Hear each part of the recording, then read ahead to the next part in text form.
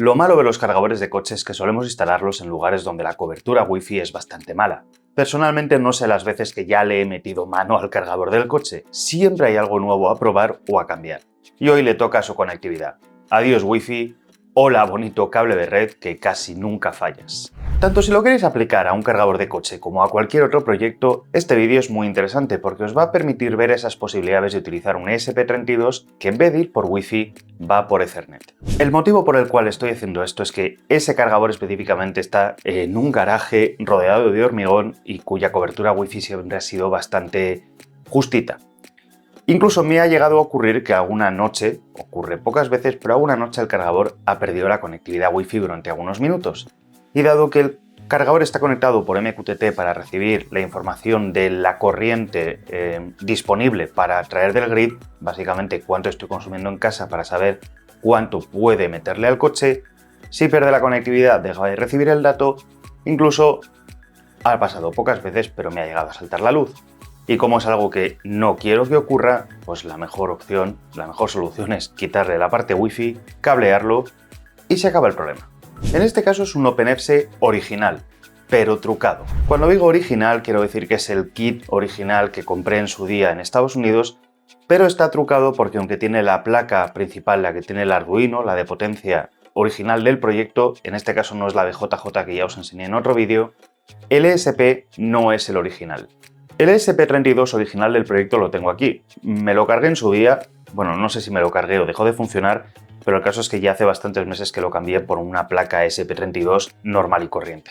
Y sinceramente hoy en día no hubiese comprado esta placa. ¿Por qué? Porque es cara, mucho más cara que un ESP32 normal, y un ESP32 de los que podemos comprar en AliExpress funciona perfectamente para un OpenFC. De hecho, utiliza el mismo chip. La única diferencia es que aquí ya trae los conectores perfectamente listos para simplemente conectar y de la otra forma tenemos que utilizar cables con conectores DuPont y hacernos nosotros las conexiones, pero vaya, es algo muy sencillo. Pero si vais a optar por esta solución hay algo muy importante que tenéis que saber. En la placa original del proyecto OpenFC, no en la BJJ, no en la versión que podéis comprar como mod que vende nuestro compañero en el grupo de Telegram, en la versión original, el trafo, el transformador que trae de 230 a 12 y a 5 es un trafo dual y básicamente es el mismo trafo para tener salida en los dos voltajes.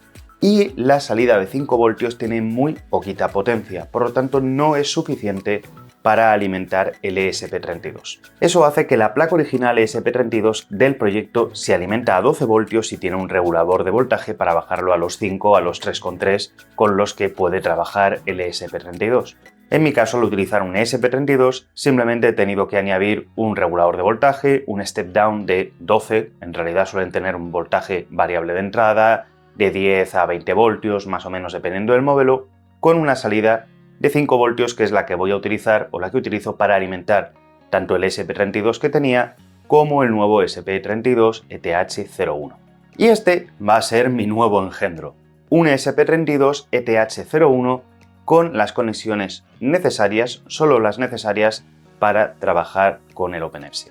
El proyecto OpenFC tiene una placa oficial basada en Olimex, que además se puede alimentar creo que por PoE, para poder utilizar Ethernet, pero para mí tiene un problema fundamental y es que la veo muy cara.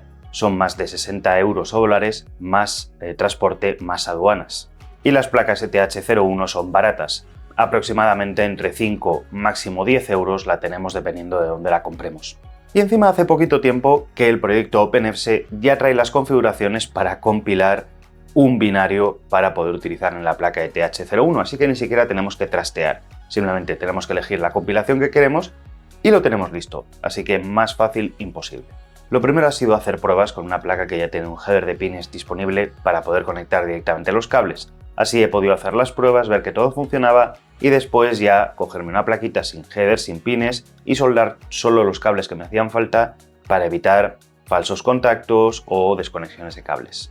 Para la conexión del ESP hacia la placa Arduino solo vamos a necesitar 4 conexiones: alimentación y ground, RX y TX. Y adicionalmente vamos a necesitar otros 2 cables a otros 2 puertos RX-TX para poder cargar el firmware. La placa ETH01 tiene una cosa importante que os voy a contar, un truco que va a evitar que os pueda dar problemas en muchos casos. necesita un pequeño condensador cerámico de 1 microfaradio entre los pines EN y ground. Ese pequeño condensador evita que en el arranque, cuando le damos voltaje, pueda no arrancar correctamente y tengamos que reiniciarlo, lo cual no es nada cómodo, por ejemplo, en un cargador de coche. Si os gustan los proyectos do it yourself, un kit de condensadores cerámicos como este os va a venir genial y es muy fácil tenerlo en casa y utilizarlo cuando lo necesitamos.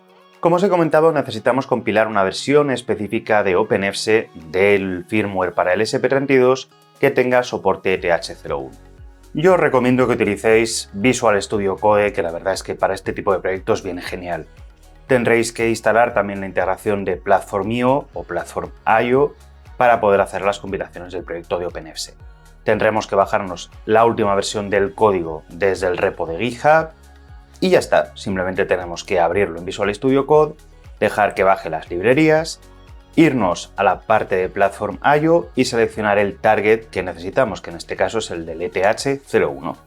Compilamos, tardará unos minutitos y ya lo tendremos listo. OpenFSE no permite fijar una IP estática, lo hace todo por DHCP, pero si por lo que sea no queréis utilizar DHCP, con una sola línea de código que os dejo aquí en la pantalla y que os dejaré también cuando haga el blog o el artículo del blog de este vídeo, con una sola línea de código es más que suficiente para poderle fijar una IP estática y no utilizar DHCP. Ahora ya solo nos queda hacer la placa final, soldando los cablecitos a la longitud que haga falta. Os recuerdo que os van a hacer falta esos 6 cables. Alimentación, es decir, positivo o negativo, el RX y TX para la conexión con el OpenFSE y el RX y TX, que son 2 puertos distintos en el ETH01 para volcarle el firmware. Gracias a PCBWay por patrocinar este vídeo. Tanto si buscas prototipar tu próximo circuito como si necesitas una empresa que ensamble todos tus componentes y te envíe a casa una placa lista para conectar, con PCBWay tendrás todas las soluciones que necesitas. Lo mejor de todo es que revisan todos los pedidos y contactarán contigo si ven algo raro. Así evitarás tirar tu dinero si te has equivocado al enviarles el diseño. Y aunque una impresora 3D siempre es un buen complemento maker, si no tienes en casa también te pueden imprimir tus diseños. Así lo tienes todo en una misma empresa. En la descripción del vídeo os dejo un bono de bienvenida para miembros del canal. Sigamos. Esto es súper importante porque más de uno se ha vuelto un poquito loco haciendo esta conversión y utilizando esta placa ETH01. Si nos fijamos en ella, tiene 2 puertos distintos de RX y TX. Uno que es el principal con el que vamos a hacer el volcado del firmware y otro configurado en el proyecto de OpenFSE, el puerto o los 2 pines que vamos a utilizar para la conexión con la placa Arduino. Son esos 2, no los mismos que los del firmware, los que necesitamos para esa comunicación serie.